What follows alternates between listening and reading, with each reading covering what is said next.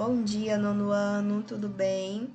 Hoje, em nossa aula de língua portuguesa, vamos fazer a correção de algumas atividades do livro de gramática.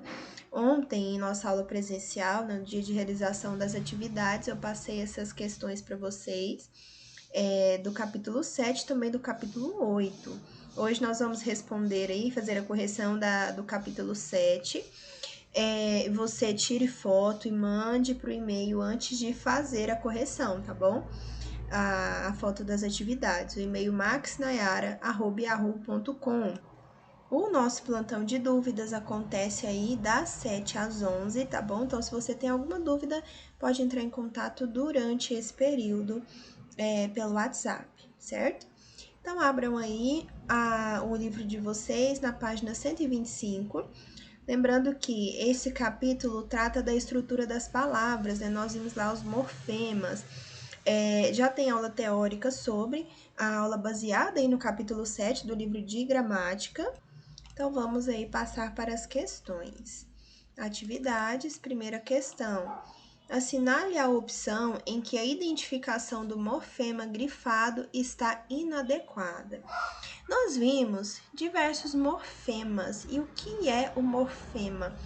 É a parte menor ali da palavra e essa parte agrega sentido. Por exemplo, o radical.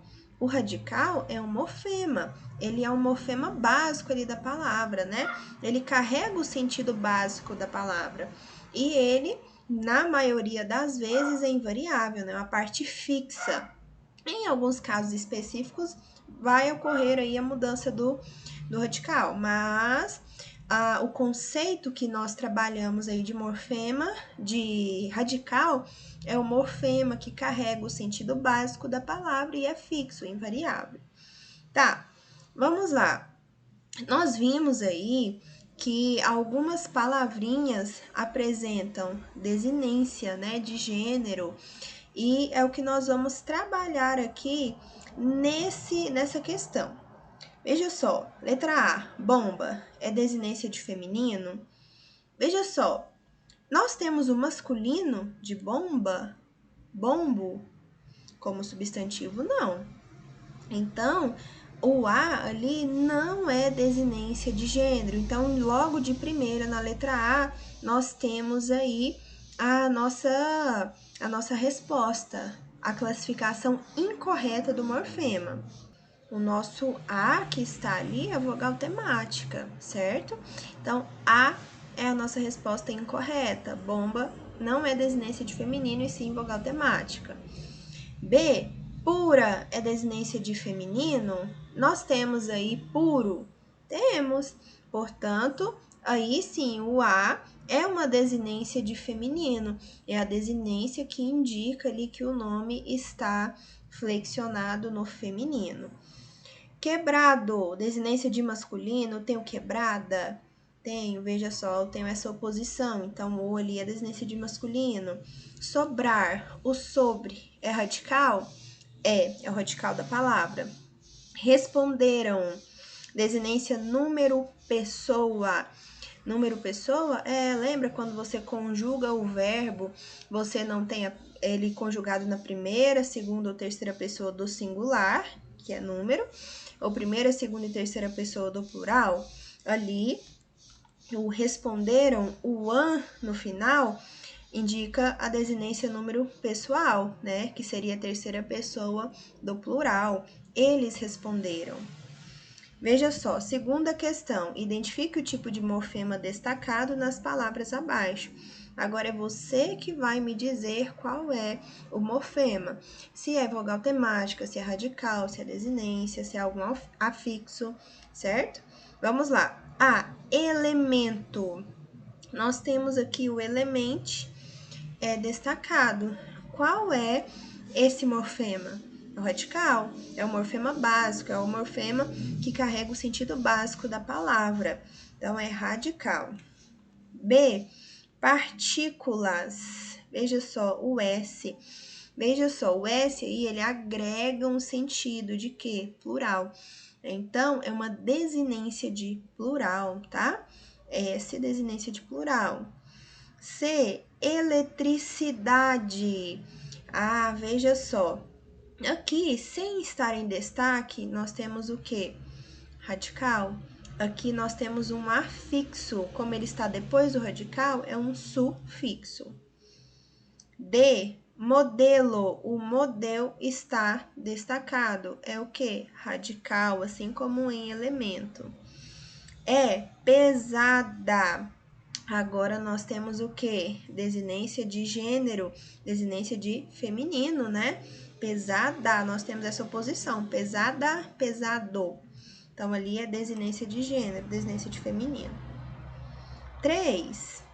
Tendo em vista o tema interdisciplinar deste capítulo e seus conhecimentos usando sufixos e prefixos, escreva pelo menos uma palavra derivada das que estão dadas abaixo.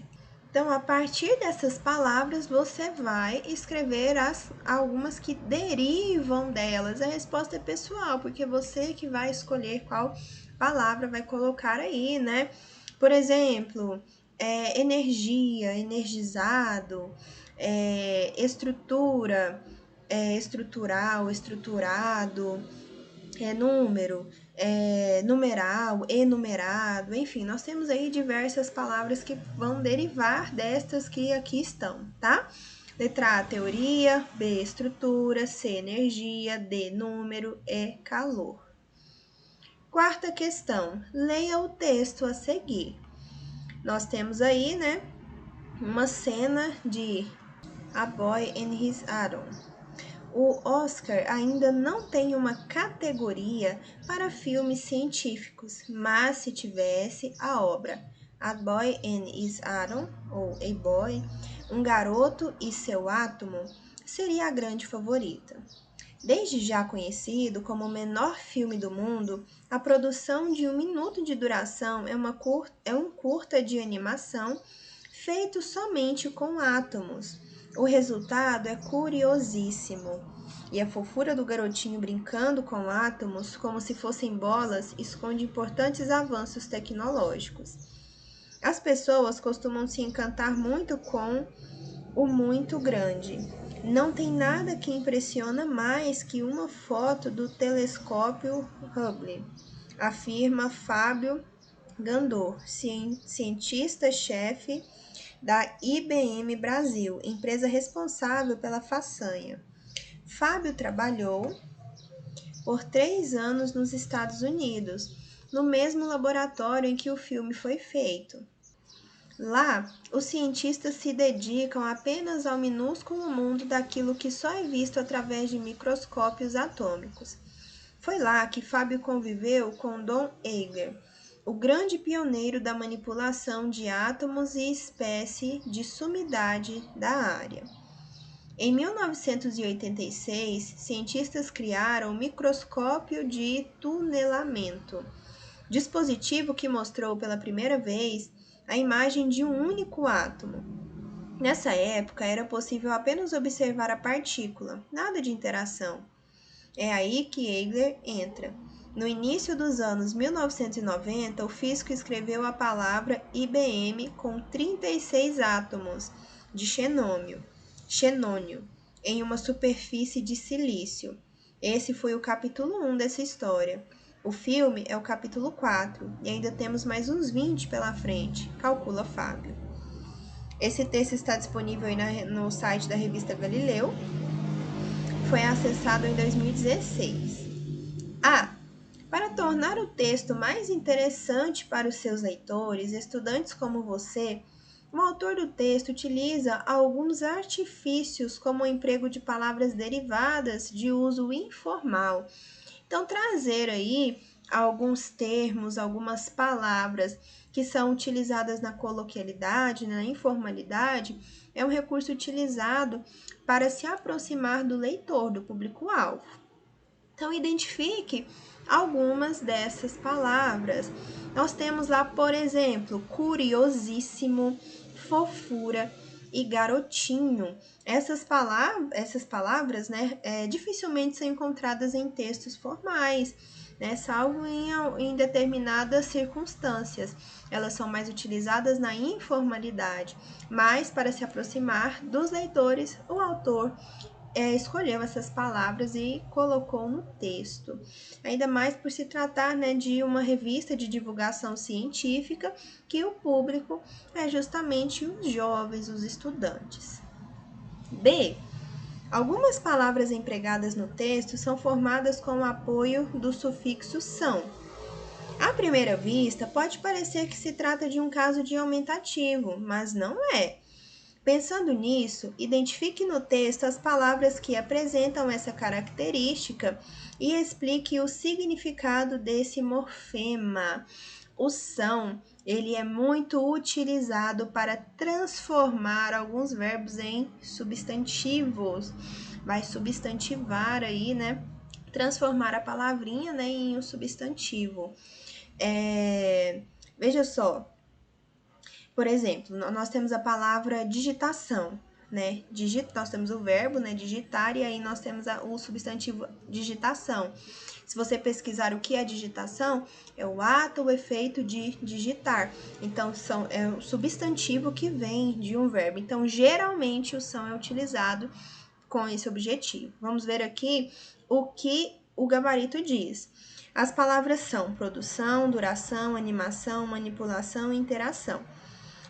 Espera-se que o aluno aponte que esse sufixo cria substantivos abstratos, né, a partir de verbos. Os substantivos que vêm de verbos são classificados como abstratos, ok? 5. Em cada grupo de palavras, identifique o elemento comum e indique o seu significado. Então, você vai ver aí qual é o elemento, né? O elemento mórfico comum. Se vai ser um radical, se vai ser algum afixo, e vai dizer qual é o significado. Se for necessário, consulte um dicionário. Letra A, década, decágono, decâmetro, decaedro. Qual é o elemento comum aí? O dec, né? Que significa 10, década, 10 anos.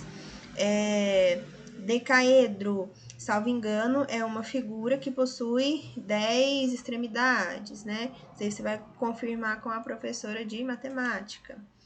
B, hipódromo, autódromo, aeródromo, sambódromo. Qual é a parte que é comum em todas as palavras? O finalzinho, né? O dromo, hipódromo, que significa o quê? Corrida, né? O autódromo é um local onde há ali corrida de quê? De carro, né? De automóveis. C. Geografia, geologia, geociências. Qual é a parte que é comum a todas essas palavras? O geo. Geo é o quê? Terra. D. Paterno, paternidade, paternal.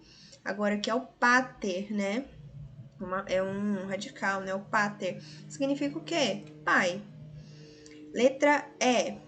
Polígono, poligamia, policelular, Poli significa o quê? Vários, muitos.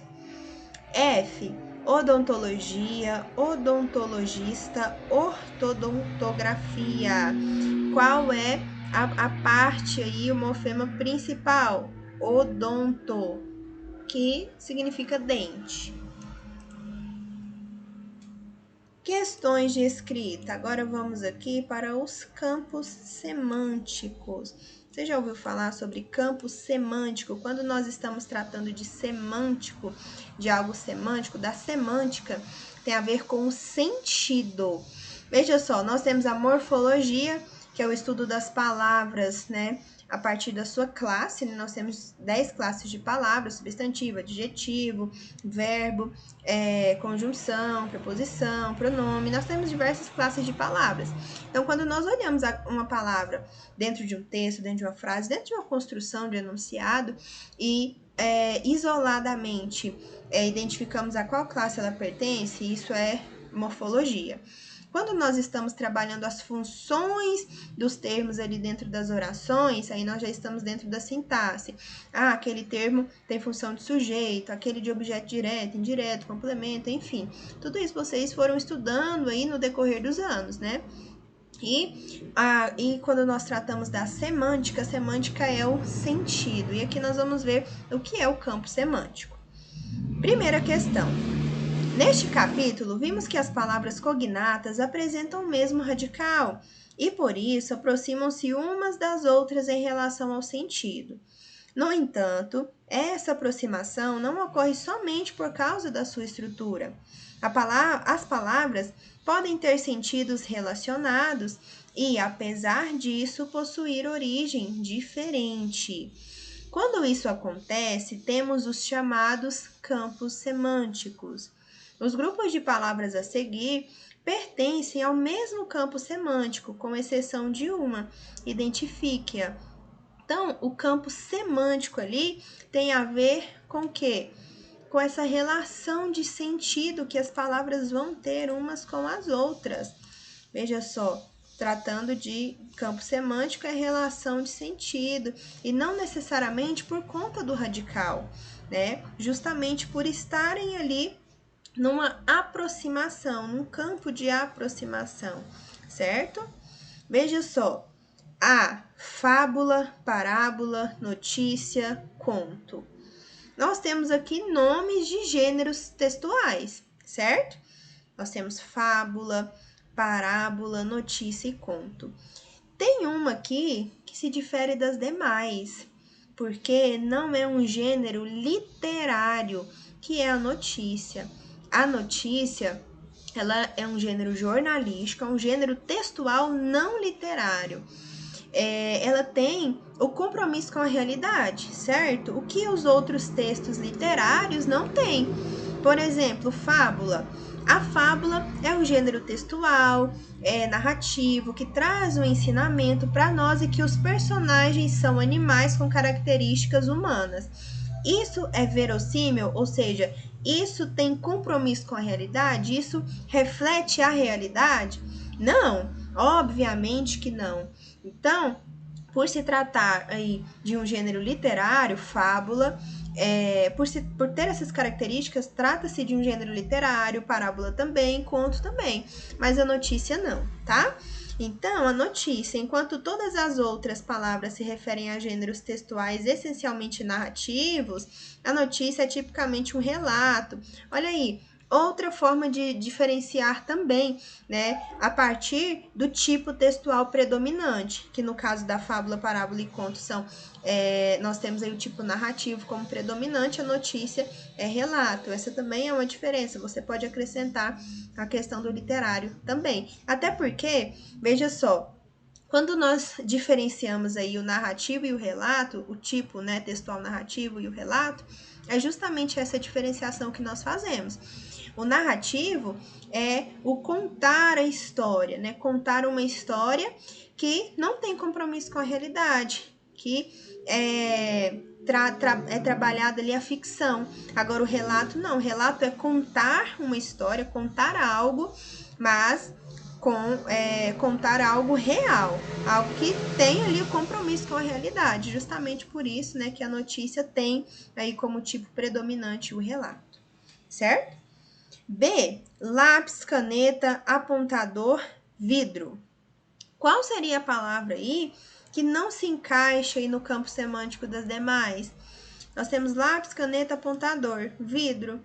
Veja só, nós temos aqui alguns materiais escolares, né? Materiais de papelaria, lápis, caneta, apontador, mas vidro não. Vidro não se encaixa aí no campo semântico. Porque, veja só, as demais palavras se referem a objetos de papelaria, objetos de escola, né, de estudo, enfim, vidro não. C, sofá, parede, cadeira, mesa. Qual é a palavrinha aqui que não se encaixa no campo semântico das demais? Parede, né? Tanto sofá, quanto cadeira, quanto mesa são móveis, né? Agora, parede não. Então, parede, as demais palavras nomeiam móveis da casa. D, história, matemática, geografia, português. Professora, todos aqui são disciplinas da escola, matérias que nós estudamos. O que está diferente aqui? Nós temos uma aqui, ó, matemática, porque ela é da área das exatas, as demais não, as demais são humanas, né? Então, matemática, as demais palavras se referem a disciplinas da área de ciências humanas, já matemática das exatas. Letra E, português, espanhol, inglês, ciências. Agora veja só, ciências não é uma língua, português, espanhol, inglês são, certo? E ficamos por aqui. Terminamos aí a correção das nossas atividades, foi bem rápido, né? Qualquer dúvida, eu estou disponível no plantão, certo? Até às 11 horas, podem entrar em contato comigo para tirar todas as suas dúvidas. E nós já começamos aí com a revisão, né? A revisão bimestral. Então, vai respondendo aí, vocês terão a próxima semana ainda para responder essa lista. São muitas questões, mas é para te ajudar, para você trabalhar ali com a lista todos os conteúdos importantes, todos os conteúdos que foram estudados, né? Alguns aí relembrando que foram vistos durante o ano, né? Não só no quarto bimestre. E é isso. Qualquer dúvida, estou disponível. Toda a lista pode ser respondida com base nos livros de vocês, de gramática, língua portuguesa, tá? Então, utilize-os e pesquise na internet, faça respostas completas e realmente estude, tá bom? Se prepare para as avaliações. Então é isso, desejo a vocês um ótimo dia, um excelente final de semana e até a próxima aula.